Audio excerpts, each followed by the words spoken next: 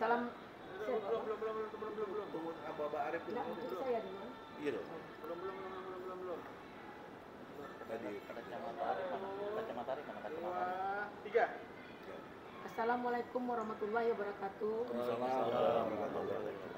Rabbi shrah li sadri wa yassir li amri wahlul 'uqdatam min lisani yafqahu qawli. Masya Allah, subhanallah, hari ini hal yang luar biasa bagi kehidupan saya dalam sebuah silaturahmi yang dalam, di mana menjalin tali persaudaraan yang selama ini terbina dengan baik, di mana saat itu kami berperkara tentang tipikor di Riau bersama Bang Rasman Arif Nasution, kasus Bengkalis. Saya diajak dengan Bang Rasman ke Jakarta, kemudian ketemu dengan Bang Egy Sujana. Setelah ketemu Bang Egy Sujana, karena kami Bang Rasman dengan Bang Egy adalah gurunya atau senior kami berdua hari ini, saya merasakan setelah ketemu dengan Bang Egy ini bahwa Bang Egy Sujana adalah seorang tokoh yang luar biasa. Segala sesuatu dalam hukum selalu mentadaburkan dengan Al-Quran. Dia menjadi guru saya, sekarang juga sudah menjadi guru besar ya Bang, profesor baru-baru ini di Malaysia. Tahniah buat Bang Egy Sujana. Semoga sukses dan sehat selalu. Nah, belakangan ini ada miskomunikasi antara dua orang yang paling berarti dalam saya dalam penegakan hukum, dalam profesi saya sebagai advokat, yaitu Bang Egy Sujana yang dimuliakan Allah dan Bang Rasman Arif yang dimuliakan Allah. Untuk ini miskomunikasinya luar biasa, sehingga baik pihak keluarga Bang Rasman maupun pihak keluarga Bang Egy dan keluarga saya sangat terganggu dan terusik karena silaturahmi ini tidak mau pecah dan tidak mungkin itu terjadi karena kita sudah menjalinnya cukup lama dan cukup penuh cobaan dan ujian rintangan yang kami lalui dalam menjalin silaturahmi yang dalam melindungan dan ridhonya Allah. Untuk itu miskomunikasi itu dengan hal apapun sudah dilakukan oleh Bang Rasman terhadap Bang Egy Sujana sebagai guru dan senior kita, sebagai orang tua kita, sudah dilakukan oleh Bang Rasman.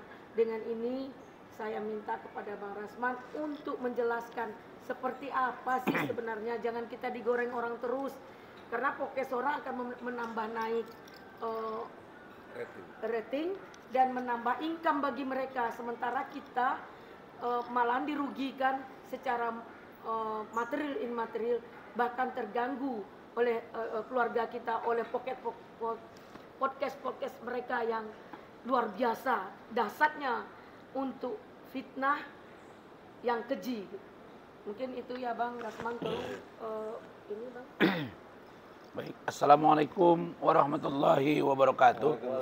Mohon maaf suara saya agak serak nih Bang.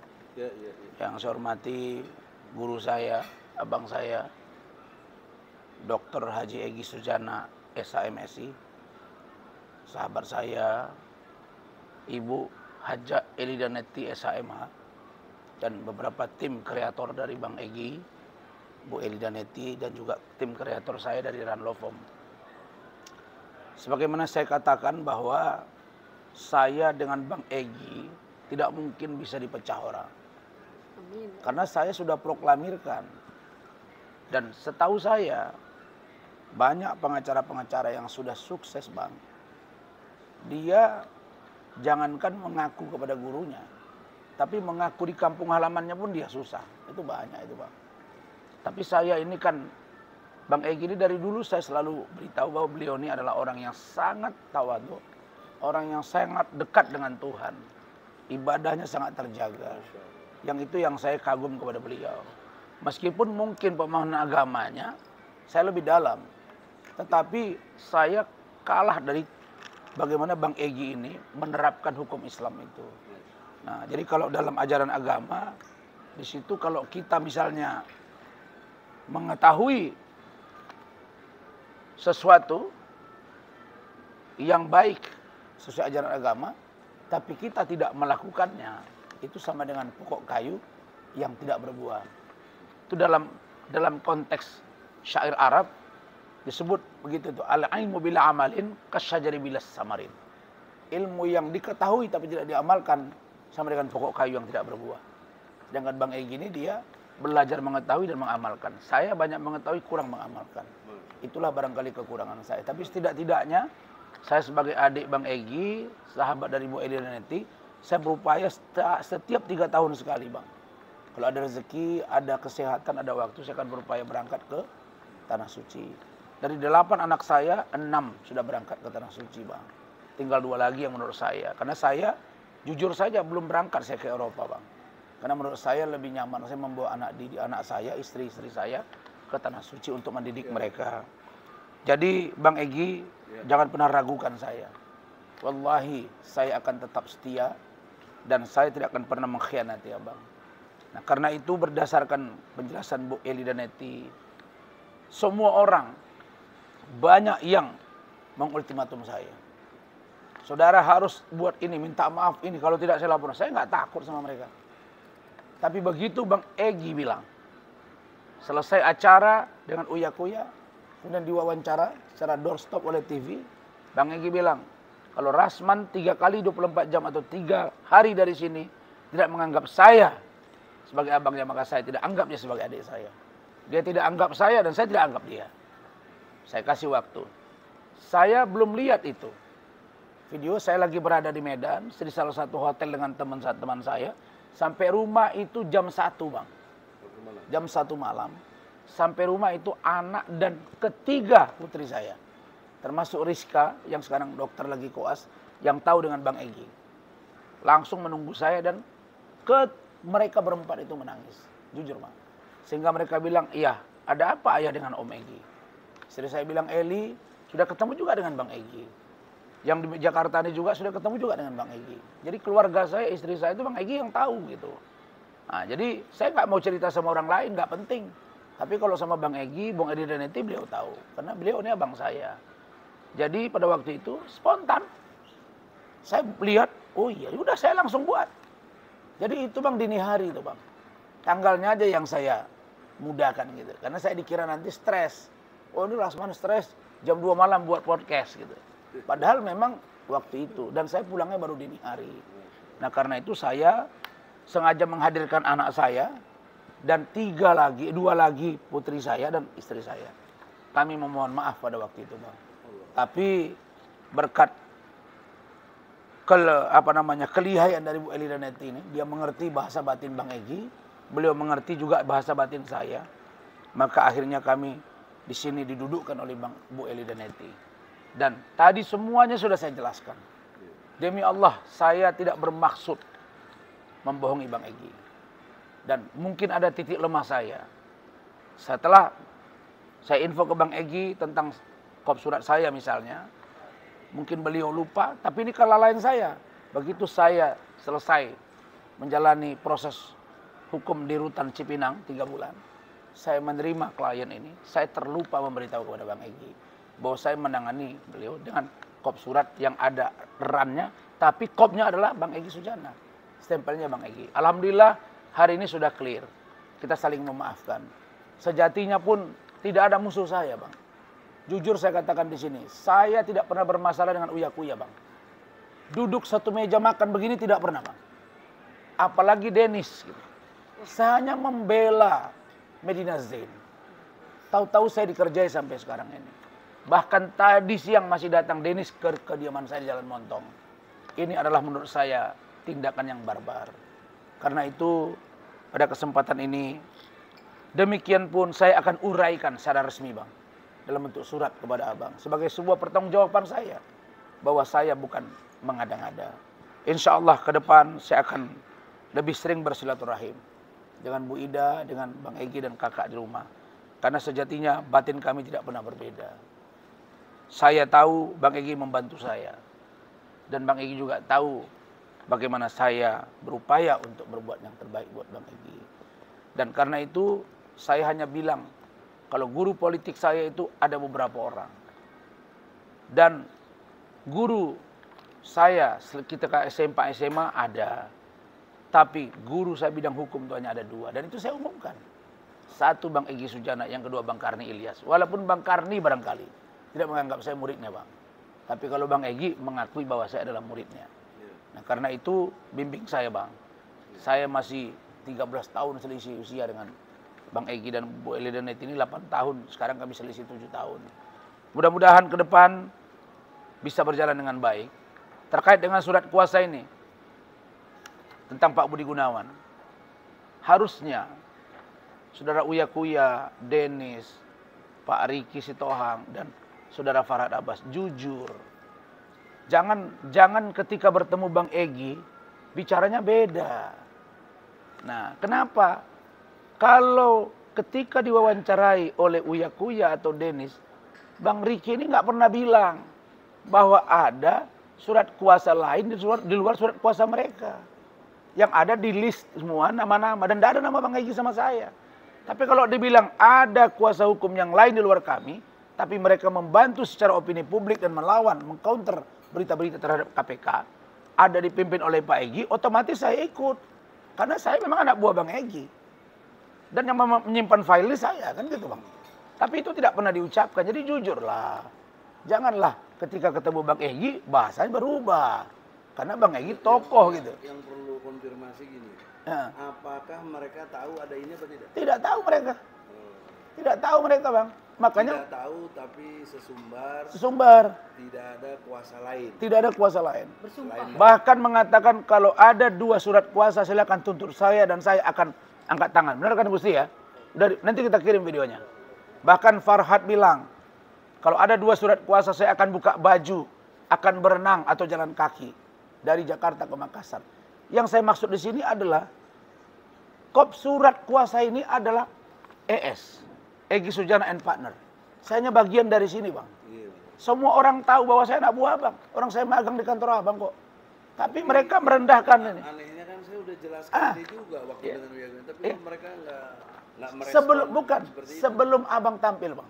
Oh, Sebelum Abang tampil, itu sudah tampil. Farhad Abbas itu tampil 2 kali tuh Bang, bukan sekali Bang. saya. Bang Riki juga, Sitohang juga 2 kali Bang. Ya, Dan- apalagi demikian, Uya. kalau dia sebelum ini saya kemukakan dia udah ngomong seperti itu, harusnya ketika saya omong ini dia minta maaf dong. Nah, keliru, tapi gitu. tidak dilakukannya Bang. Enggak. Malah dia bilang, oh saya hormat sama Bang Egy, saya akan ikuti.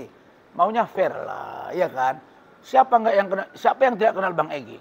Saya sudah sampaikan di media. Orang pertama yang saya datangi ke Jakarta terkait dengan belajar hukum. Saya memang penggemar berat terhadap Bang Egy dan saya datang Bang. Allah. Saya masih ingat datang saya ke Jatinegara. Iya. Berapa Di bulan kantor cari Bang Egy? PPMI, 3 bulan saya menghubungi Abang. Iya. Saya dilayani Bang Egy dengan Andri Agam. Di situ kasih makan nasi goreng. Ikut anak saya Rizka. Nah, itu tidak bisa saya pungkiri. Dan memang Abang lah yang membantu saya menjadi lawyer. Iya, iya. Saya ikut ujian advokat, diverifikasi. Sekarang dibilang saya Bang, kenapa nggak 2 tahun magang selesai loh? Saya kan belajar sama Bang Egy. 2 tahun dengan Bang Egy bilang kau ikut ujian, udah saya diverifikasi, lolos. Sekarang dipersoalkan lagi katanya tentang legalitas Yang saya. penting soal ijazah nggak ada yang palsu. Alhamdulillah Nah, selesai. itu. Saya udah bilang Bang, satu saja dibuktikan bahwa saya menggunakan ijazah palsu atau sengaja memalsukan atau mencetak di pramuka sana, saya akan mengundurkan diri dari dunia advokat. Karena itu saya mengatakan bahwa saya benar. Nah, terkait dengan Ibu Evi, Bu Evi, saya kan sudah selesai dengan Ibu. Surat Ibu ada, Ibu tidak mempermasalahkan apapun. Bahkan sudah ada pengembalian. Saya kan bekerja juga, biar jelas nih Bang. Mendampingi Ibu waktu saksi, mendampingi Pak Gatot waktu saksi, waktu tersangka, ditahan, kan saya. Bolak-balik, saya juga sebut ada ancaman kepada saya. Ada pertengkaran antara kita masalah surat menyurat. sampai tembak. Dan saya ancam tembak, ada, baca beritanya. Jadi janganlah dikerdilkan. Dan kita sudah anggap ini selesai, kenapa dimasalahkan? Lagi itu aja Bang. Nah maksud saya, nah tentang uang. Bu Evi kan ditahan dengan Pak Gatot di KPK. Bagaimana logikanya saya kasih uang ke Mabes Polri? Sementara Mabes Polri nggak ada hubungan hukumnya dengan KPK, Bang. Kecuali Pak Gatot dengan Pak Ibi ditahan di Mabes Polri. Barulah mungkin ada dianggap itu, ini kan tidak ada. Jadi itu adalah fitnah keji. Pun demikian, kalau Bang Egy sebagai guru saya mengatakan bahwa masalah Evi diselesaikan dengan baik-baik, bersih maafan, nggak masalah, Bang. Tapi untuk Farhad Abbas sakit kali, Bang. Saya rasanya berat sekali, karena ini orang keterlaluan. Begitu juga dengan Hotman Paris, Bang. Sampai diposting foto saya, lagi sangar begini, baru disuruhnya katanya, coba disurvei mana lebih ganteng saya dengan dia. Begitu, Bang. Jadi saya ini adik abang, kita orang beriman, kita orang beragama. Jadi mudah-mudahan selesai ya, Bang. Jadi saya sudah jelaskan penggunaan kop surat, kemudian stempel dan lain-lain. Saya mohon maaf nih, Bang, lahir batin, Bang. Bang maafkan, Bang ya. Amin, Bang. Allah, insyaallah.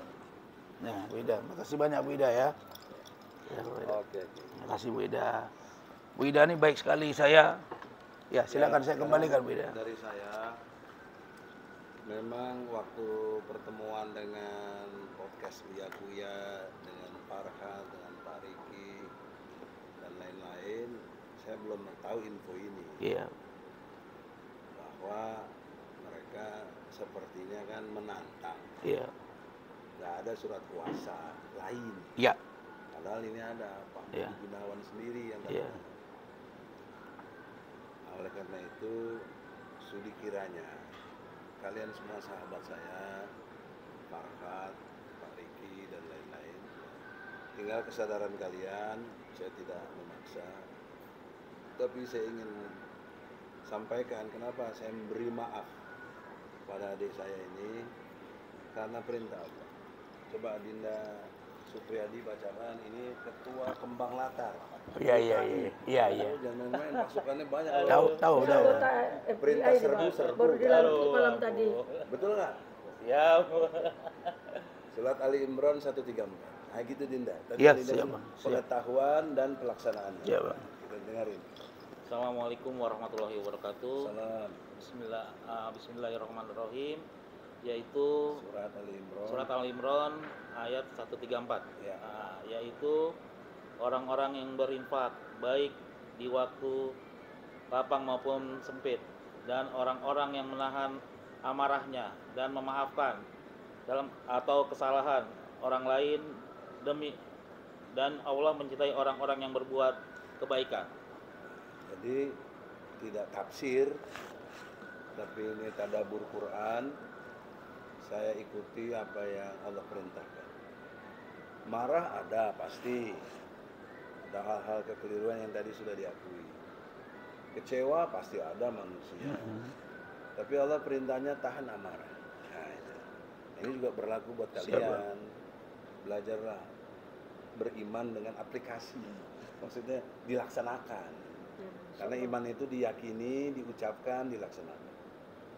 Yang keduanya, maafkan kesalahan orang. Nah, tadi sudah peluk-pelukan, sudah clear dunia akhirat. Iya, Bang. Allah udah ampuni mudah-mudahan. Nah masih sesiapa yang ada dendam atau ada iri hati, ada dengki dengan saudaraku Rasman, itu urusan Anda nanti dengan Allah. Kalau Anda nggak maafkan, ya Anda nggak taat sama Quran. Gitu. Begitu juga Anda tadi Farhad apa, biarlah kita lihat dulu dia. Apakah dia akui kesadarannya, mengakui kekeliruannya. Mau berenang? Ya nggak mungkin lah berenang dari Jakarta ke Makassar, mana bisa. Meninggal lah dia nanti. Ya, oleh karena itu Baik, kesadarannya lah. Jangan sok jago, jangan merasa besar. Iya. Gitu. Itu juga pesan saya Dinda. Siap, Bang. Bu Eli juga. Walaupun merasa dihina-hina sama Denis, ya sudahlah. Maafkan kesalahan orang. Dan tahan amarah. Siap, Bang. Ini Quran. Kalau dia nggak beriman sama Quran, ya itu urusan dia. Siap, Bang. Tapi kita sebagai orang yang beriman tidak bermaksud saya merasa lebih beriman dari kalian, tapi ini perintah Allah. Dan saya in position dalam gerakan ini selalu jadi ketua. Iya. Sekarang saya ketua tim pembela ulama dan aktivis. Rasman aktivis, Bu Eli aktivis, juga TPUA. Ya harus dibela. TPUA juga, Bang. Ya oleh karena itu, makanya kita bela. Sepanjang juga mau ikuti koridor ajaran Islam, Quran dan hadis. Kalau begini hidup damai, Bos. Jadi kalau ada orang yang tetap masih dengki, biarlah dia akan dimakan oleh kemarahan dirinya sendiri. Dia akan dihilangkan oleh eksistensinya sendiri yang arogan itu. Ya, bayangkan ke depan yang harus dimengerti begini filosofisnya. Ketika dia omongi kita, artinya kita sudah di depan. Iya. Dia masih di belakang kita udah di depan, ngapain dia? Kita ngikutin kembali lagi ke belakang. Iya, iya. Gitu berarti. Ya. Siap. Jadi kita kalau naik mobil kan sesekali aja lihat kaca spion. Iya, iya Bang. Maksud terus kaca spion nabrak nanti. Iya. Ya. Lihat ke depan. The future. Ya. Perspektif itu adalah kunci kebahagiaan. Ingat baik-baik. Perspektif itu kunci dari kebahagiaan.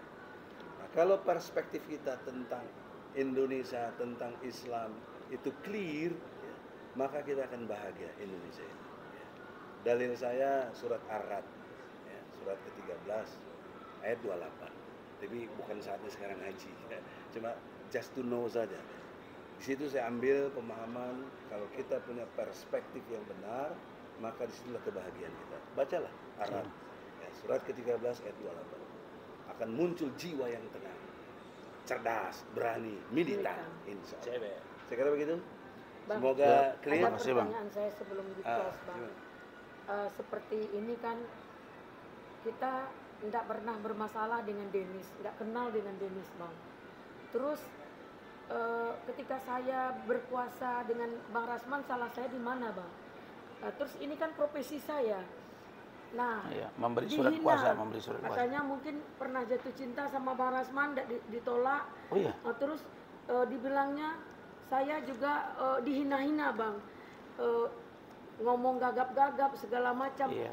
Nah, banyak penghinaan terhadap saya, Bang. Padahal saya nggak kenal dia, nggak peduli dengan dia, nggak mau tahu dengan dia, Bang. Nah, hal seperti ini sebenarnya sikap saya seperti apa, Bang? Dalam Islam ya, Bang. Kalau Denis tuh tidak seagama dengan saya nggak peduli, Bang. Ya. Saran saya tetap perhatikan perintah Allah tadi, Ali Imran 134, elegan, datangi rumah Denis, jelaskan musyawarah yang baik. Dia udah undang saya 3 kali, Bang. Ya, apalagi sudah undang datang. Jelaskan bahwa Beli orang yang beriman. Jangan bahasa kasarnya malu-maluin dan lain sebagainya. Datangi dia, ajak dialog. Kalau dia punya perspektif tadi sebagai kunci kebahagiaan, dia pasti akan berdamai dengan kita. Percayalah, Allah itu Maha Pengasih lagi penyayang. Jadi saran saya, kalau nanya ke saya, datangi Denis, omong bicara baik-baik, atau undang, atau bagaimana, ya kita akan bersaya. Karena kalau bicara sok-sokan, di atas langit ada langit. Iya, Bang. Udahlah, Rasul. Insya Allah ini cara Allah negur kita. Akhirnya begini. Ini Allah redo. Kalau akhirnya kita bertikai, Allah nggak redo. Pasti nggak redo. Karena Allah nggak suka pertikaian. Siap, Bang. Siap. Allah sukanya sofan ka'annahum bunyanun marsus. Bersama-samalah, bersaf-saflah kita untuk menuju kepada kejayaan Islam ini. Gitu. Jangan pecah belah. Kalau kita pecah belah, hancur. Ya. Kita udah susah, udah kecil, udah miskin, pecah belah lagi. Iya, Bang. Aduh, kurang ajar. Jangan, Siap, Bang. jangan ada yang bisa pecah belah. Siap, Bang. Kita bersatu Siap. atas izin Allah. Saya kira gitu, Bu. Baik. Ya, Terima kasih. Closing statement. Rasa syukur yang dalam terhadap Allah Subhanahu wa taala sesuai yang disampaikan beliau bahwa tidak akan kugugurkan satu helai daun pun tanpa izinku, kata Allah.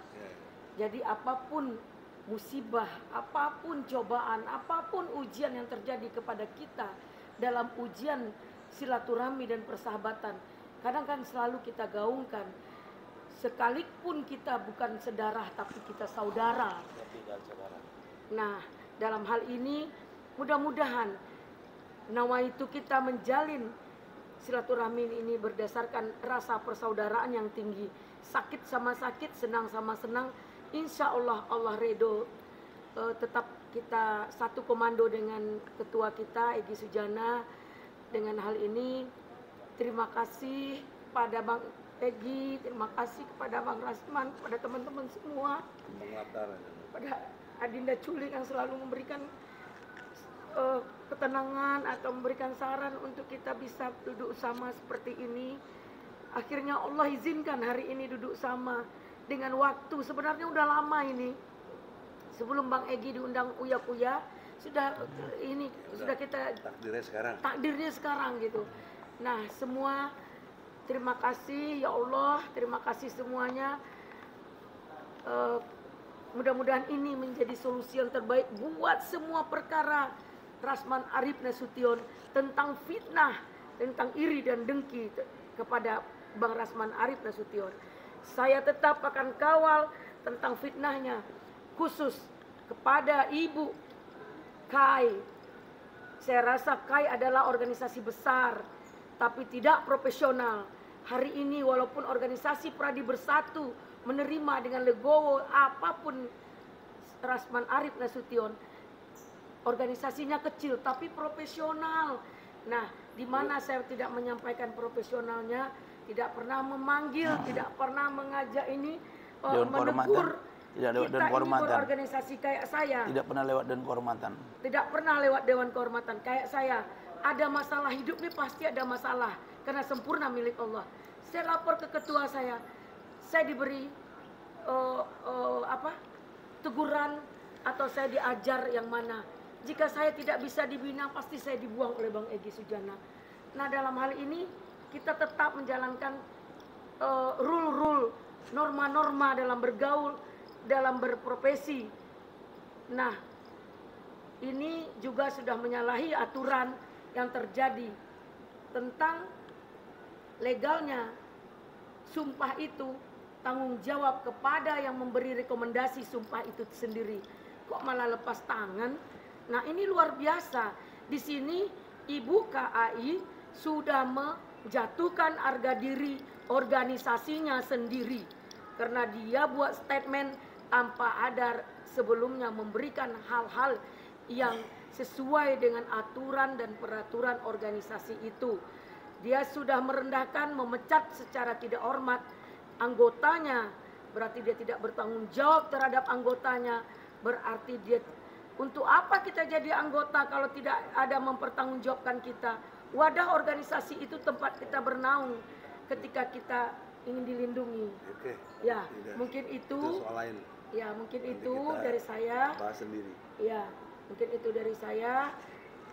Saya sekali lagi berasa syukur yang dalam. Berterima kasih kepada Bang Egy dan Bang Rasman, bersyukur dan berterima kasih kepada Allah. Semoga ini jalan yang terbaik. Nasrun minallah wa fatu karim. Assalamualaikum warahmatullahi wabarakatuh. Assalamualaikum warahmatullahi wabarakatuh. Terima kasih Wida ya. Bang, Jimak, makasih ya Bang ya. Gusti.